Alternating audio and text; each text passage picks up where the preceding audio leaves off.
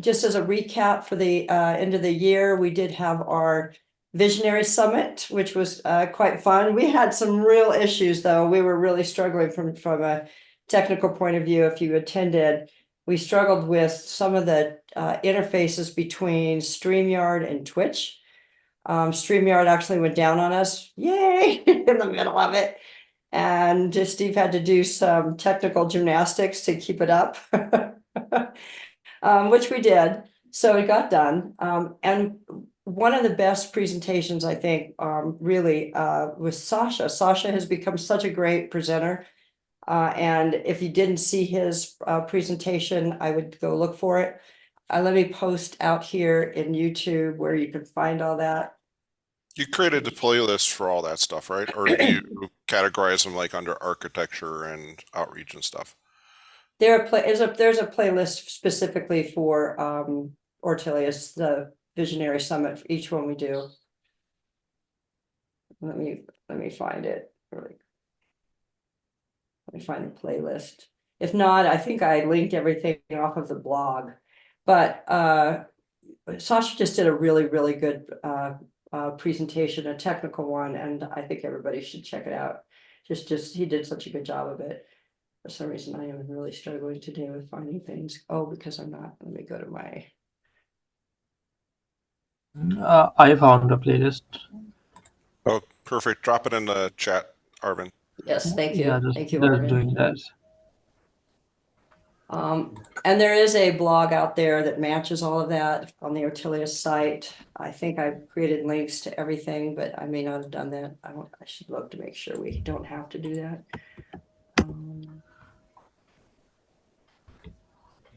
Yeah, where's this? Did I do links? I think I did. And here's the blog with the links. Arvind did his first solo presentation. Yay, Arvind, thank you so much.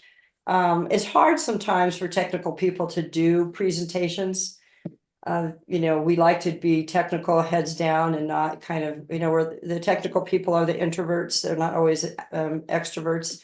So Arvind, I thought you did a great job, and I know that you'll get better. If you ever watch Sasha's first one, you'll go, wow, he did come a long way.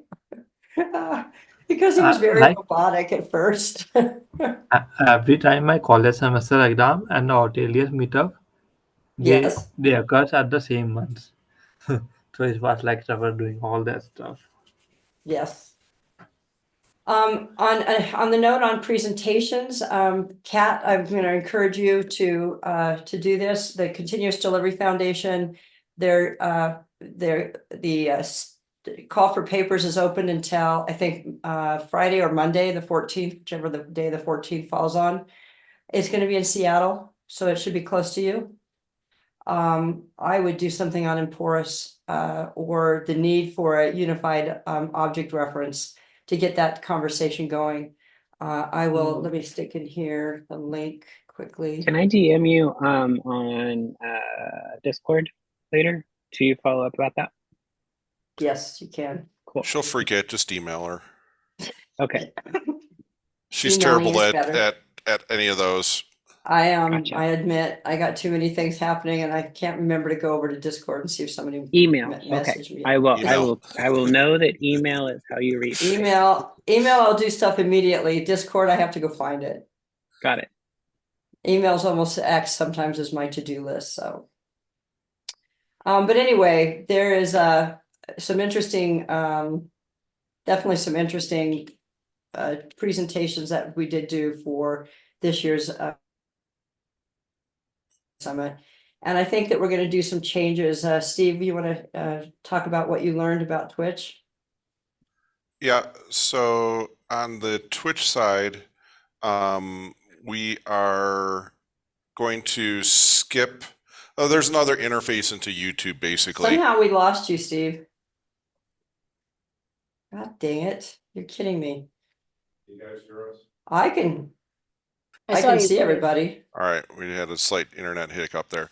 Yeah. Some of the things that we figured out, we found a new interface into running the YouTube stuff. So what we do, instead of running, having everybody send us all their videos and running them locally, what we do is we push them up to YouTube so we can then reference them. It's like skipping a step.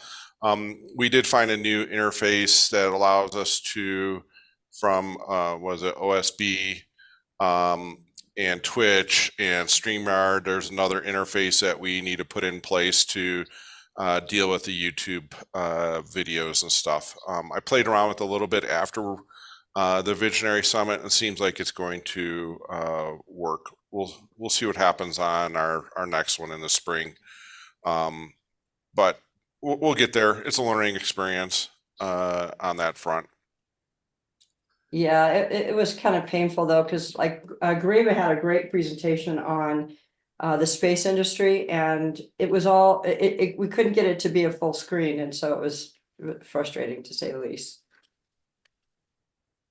So our next in terms of outreach, and then Steve will give an update on the technical work that needs to get done. But our next project for the outreach team that we always do every year is our hackathon. And generally we do the hackathon between February and April. The reason why we do these things like the Visionary Summit and every 6 months in the hackathon is so individuals who are not contributors can earn ways to earn badges. Just because you don't do code commits shouldn't mean that you're not recognized for your hard work. So the Visionary Summit and the hackathon is a way for people, other people to get involved. I say that we go ahead and do our hackathon again, starting in February. The outreach committee will probably discuss that in their next call, which I think should be next week. But that is what's coming up would be our hackathon, I call it a BlogAthon, the 2024 BlogAthon. And we take blogs that are of all kinds of, it doesn't have to be around just Ortelius. It can be around any topic. It can be around decoupled architectures. It can be around repositories. It can be around security, supply chain security, cyber attacks. It could be around anything that you're passionate about. So keep that in mind for earning points towards your recognition badges. And Arvin, you're really getting close. We had this year, we achieved a huge milestone. I'd have to say Utkarsh achieved a huge milestone. In our badging process, we have two primary categories. We have ambassadors and we have champions. And then there are legends. Legends are people who achieve recognition in both categories. And we have now been around for about 3 years, and we finally had our first gold legend, which means Utkarsh had reached excellence in both the ambassador and the champion category. So he's not only coding, he's doing presentations and he's writing blogs. If anybody has ever spoken to Utkarsh, he is definitely one of our secret weapons, and we super appreciate the involvement that he's had in the project. So it's great that we have a gold legend finally after 3 years. It takes time to earn the levels, and we made them hard for a reason, but now we have one. And Arvin, you're pretty close. What else have we got going? So, yeah, so CDCon is in April and it's in Seattle. I did get elected to the planning committee. So I am working with the CD Foundation. In fact, I have a call in 15 minutes on the planning. But get your talks in. You can also do a panel. So if anybody's interested in putting a panel together, we could do a panel. And maybe we do an Ortelius and Emporous panel if Kat, you think you're going to be able to go to it this year. And if you get a speaking slot, they waive the cost of attending. So keep that in mind. And like Tracy was saying on the kind of the BlogAthon, hackathon thing that we have coming up, we still do have money in our bucket from Ripple for the XRPL blockchain pieces of the new release. So there are GitHub issues out there tagged that you can actually earn money for. So those are still out there that we can keep working through. some of the things that we have coming up. We are going to have this coming Thursday, 9:30 Mountain Time, on the same channel, YouTube, as the architecture meeting. Last week, the architecture folks, when we had that meeting, decided that we need a one-off to dive into non-functional requirements for the new release to make sure we're covering all those topics, redundancy, uptime, SLAs, SLOs, those type of things, to make sure those are covered in the architecture document so that we're going to be able to handle basically somebody that wants to kick the tires of an Ortelius on their laptop versus running multi-cloud in production type of things. So just if you go, it should have, I don't know if it made it out to the, it should have made it out to the Ortelius calendar. But if you can't find it on the Ortelius calendar, it'll be the exact same link as the architecture meeting. So you'll be able to just jump to an architecture calendar invite and get to it that way.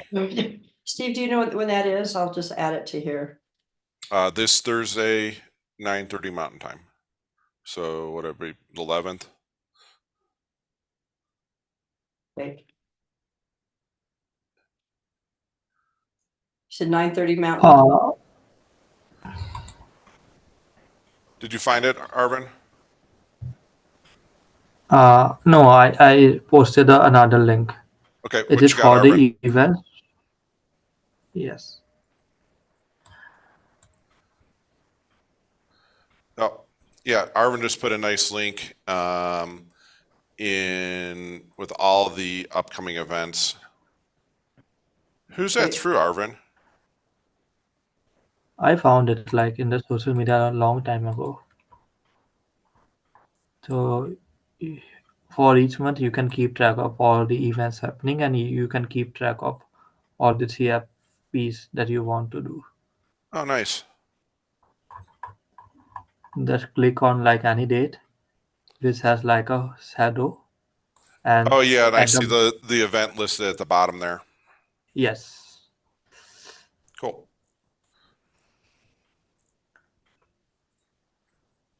Arvin is always so good at research. that's my job. I'm Yeah. an R&D guy. Tracy, did you ever just to give some updates, we're still trying to figure out on the Linux Foundation side of where Ortelius needs to live. They are supposed to be creating a new foundation called the Open Source Security Project. Yeah, I spoke, Omkar sent me an email and said that there's no updates on that project yet. Okay. So it looks like we'll just be hanging out in the CD Foundation for a while then. Correct? Well, I think that there's a discussion that the TOC has to have about that, and then we'll take it to the board. So there's no answer on that yet, if we're going to stay with the CDF or if we're going to go to the Open SSF or to this new project that they're about to start. We have left it for the TOC. My guess is that I think there'll be the TOC will lean more strongly towards going to the Open SSF. If the Open SSF is open to us becoming part of their incubating or sandbox projects. So Right. we'll just have to wait and see. Yep. Okay. Just wasn't sure if those foundations made any progress. No, I like that one that Zap is in. There's been no news on it as of yet. That was the email I got back from Utkarsh. Okay, cool. I'm trying to think if any other updates from the architecture side. Not really. Like I said, we just had the one-off, and then following. We're working on a new front end design, right? So if anybody is interested in working on the front end, be sure to reach out to Steve. That is a bugaboo I've had for a while. The front end really does need to have a fresh kind of update. The graphs and whatnot need to be brought to the front page. So I'm hoping that we can get that done, sooner than later. We need to get it finished by no later than March 1st. But that's something that And I think what we're going to do is do another one-off meeting just for front end design. I will take this issue. Okay. Just assign me this issue on the next Thursday meeting. Okay, we'll do. On 11th, yeah. And should we apply for GSOC this time? Applied for what, Arvin? Google Summer of Code. No, we've looked at the Google Summer of Code, and we don't do well at getting. It's weird the way that these projects are accepted into the Google Summer of Code. We could try applying again. There's no doubt, and we may as well try. But in the past we haven't gotten accepted. Is our problem. Well, what happened in the past was so the way Google Summer of Code works is kind of like a PhD thesis. So the person applying to the Google Summer of Code actually has to write like a 3 or 4 page thesis about how they're going to fix Ortelius to be better. And then from there, they submit what they want to do for the project to the Google Summer of Code. And because we fall under the CD Foundation, the CD Foundation is where the Google Summer of Code project is associated to, not to Ortelius directly. So we have to compete with Jenkins and Spinnaker and Tecton and those other projects to become for people to get paid for doing their coding work. And then you need to have, it's like a 3-to-1 mentor ship. So you have to have 3 mentors to the 1 applicant, which I don't know if we'd have that bandwidth with what we have going on with the new release. So that's kind of the Google Summer of Code. Now there's other things out there, like there's hackathons and stuff like that, and other types of projects. And because we have that Ripple money, we just got to get some outreach and folks coming over to pick up those. And we do have a new member that is interested in picking up some of those pull requests. So I'm working through to figure out his skill level and match up an issue with their skill level.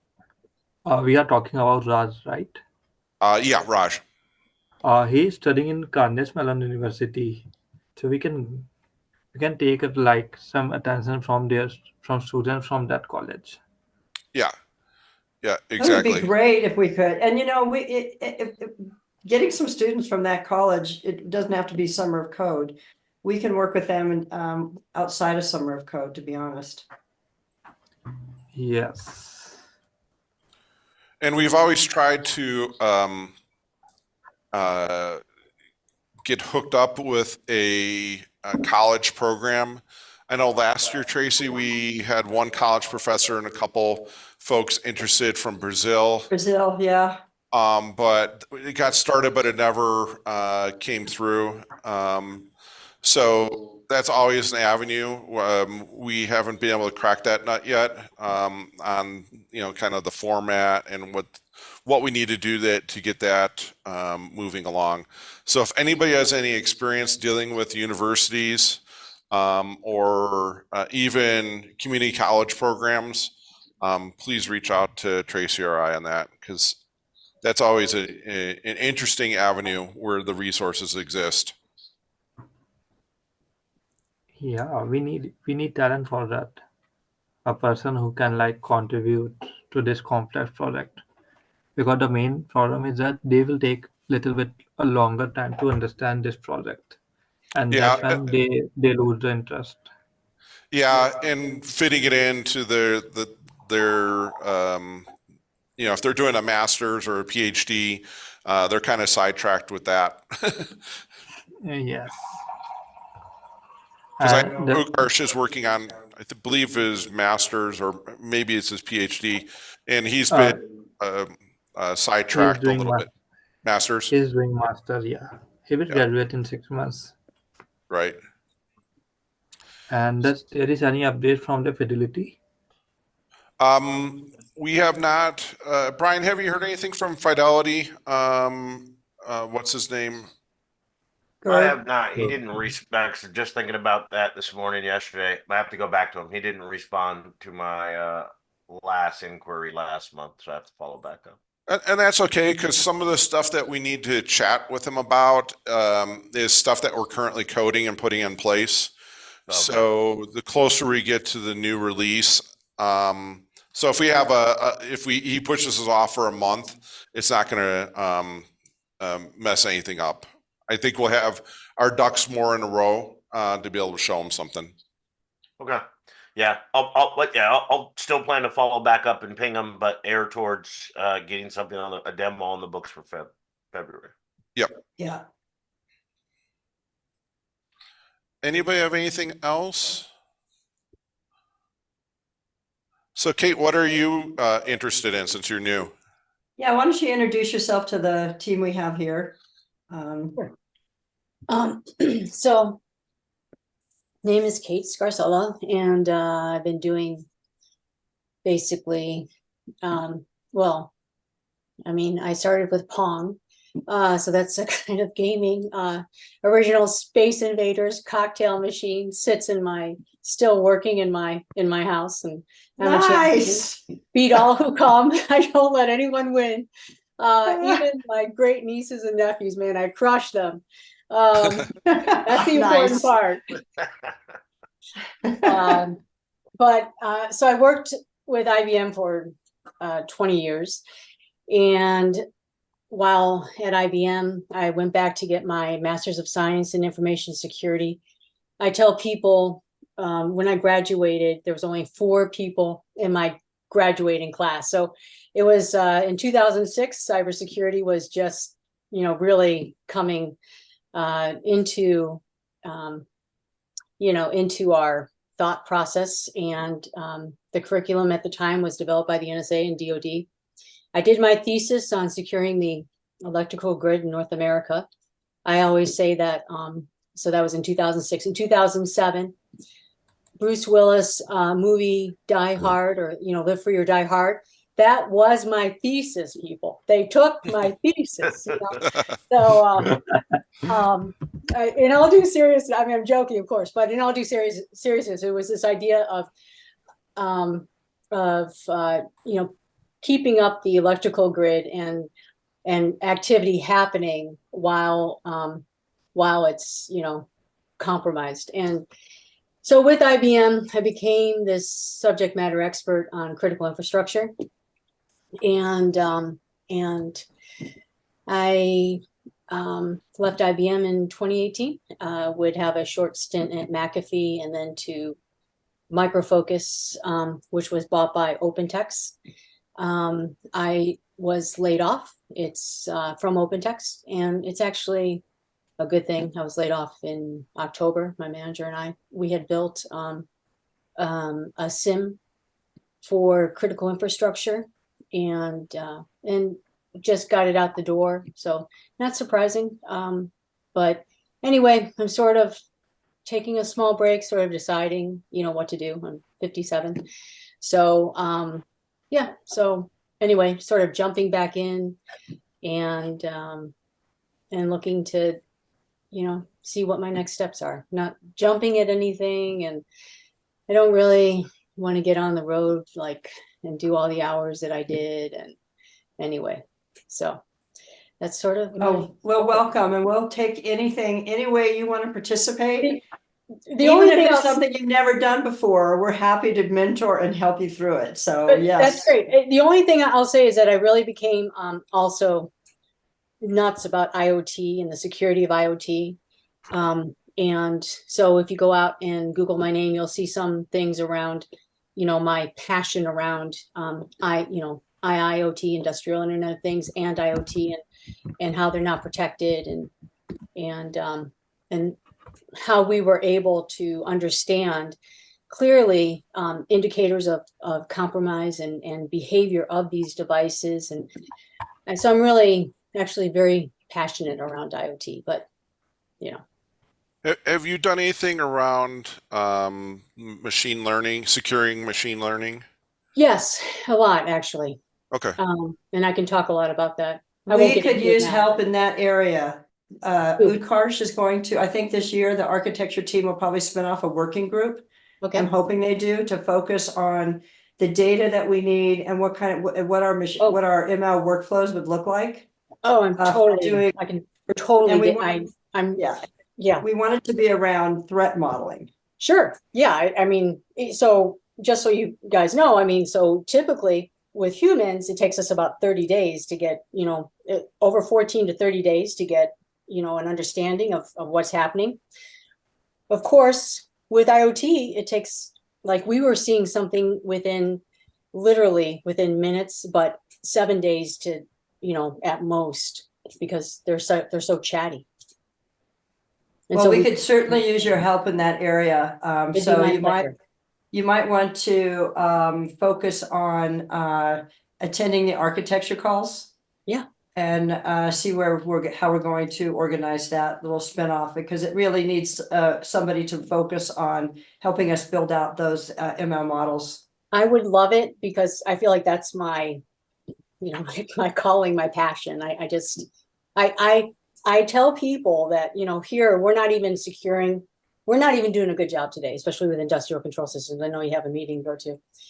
And once I start talking, so anyway, so here we are, we're having billions of devices now. And if we're not even securing yet today, what's happening? I mean, we're going to be hit by this tsunami of these devices that are not secured. And man, I'm telling you, we're in trouble. Well, if you haven't seen it yet, I highly recommend Leave the World Behind. Okay, I have not. Pretty creepy. It's a really creepy. It was produced by the Obamas. Okay. It mixes in a very interesting way cybersecurity with racism. And it's All right. fascinating. It's really, really fascinating. So I would, and the other one that we just watched is Naiad, about the woman who is 64 and she swims from Oh yeah, I just saw that. Cuba. Yeah, it was fascinating. Yeah. So no, 57, you're still way young. She can swim across Well, 103 miles in shark-infested waters. Thank you. I appreciate that. I've had some huge life events, and I just am like, what the heck, So anyway, it's Well, all I have good. to jump. I have to jump at Sime. Sime is our committee chair for our outreach. Sime, is there anything you would like to report? I did talk a little bit about the next outreach meeting, which will get our 2024 schedule set in order. Yes, I think first of all, it's really glad to meet Kate here.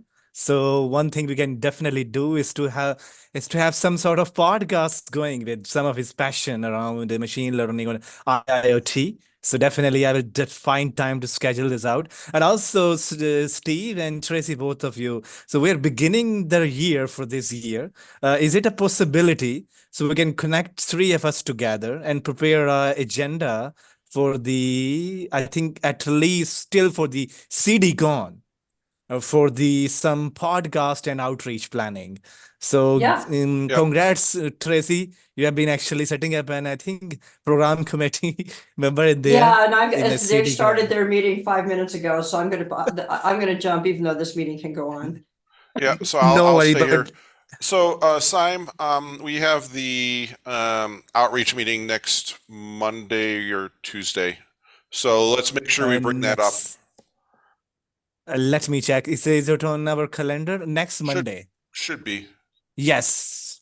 Yes, I can see it. So basically, we definitely find time to schedule some outreach planning in there, because Yeah. there's something going on, and I will setting up some time with Chain Guard and Red Hat folks That'd be to great. have some panel discussion around stuff we're doing on the Emporous and stuff they are doing on the Wolfie side as well. Yep, definitely. So let's on that outreach meeting, let's go ahead and tackle those topics because we'll have more time to do it.